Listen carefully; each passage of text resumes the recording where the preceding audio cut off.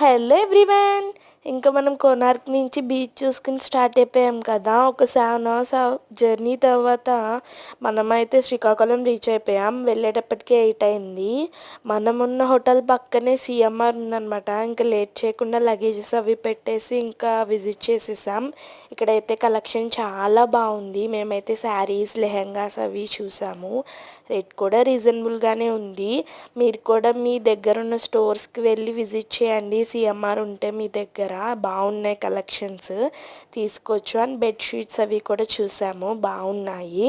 ఇంకా అలా మొత్తం విజిట్ చేసాము. ఇక్కడ శారీస్ చూసారు కదా, పట్టు శారీస్ అన్నమాట. ఇవైతే 1,999, ఇంకా 2,999 పక్క సెక్షన్ అలా ఉన్నాయన్నమాట. ఇంకా ఆ నైట్ షాపింగ్ చేసి పడుకున్నాం. ఎర్లీ మార్నింగ్ 5కి అయితే లేచాము.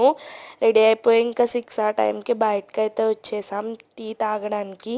తాగేసి ఇంకా సూర్యభగవానుడి టెంపుల్కి అయితే వచ్చేసాం, అరసవెల్లి. ఇది one of the famous temple in Srikakulam అనమాట.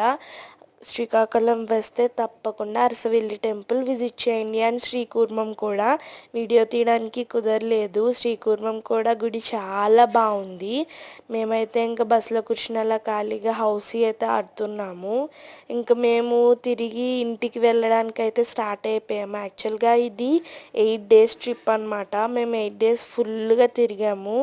ఇంకా లంచ్ చేసేసి ఒక చోట ఈవినింగ్ చూసారు కదా, ఈవినింగ్ అయింది. మార్నింగ్ స్టార్ట్ అయితే ఇలా బస్ బుక్ చేసుకుంటే చాలా బెనిఫిట్స్ ఉంటాయి. యాక్చువల్గా ఎక్కువ మంది వెళ్తే మీరు కూడా తప్పకుండా బస్ బుక్ చేసుకోవడానికి ట్రై చేయండి. ఎక్కడికైనా లాంగ్ బస్లో కూర్చోలేము అని అనుకుంటాం కానీ బస్ బుక్ చేయడం వల్ల చాలా టైం అనేది సేవ్ అవుతుంది. అండ్ మనకి బాగా ప్లేసెస్ కూడా కవర్ చేయొచ్చు. ఎక్కడికంటే అక్కడికి మీరు కూడా తప్పకుండా ట్రై చేయండి.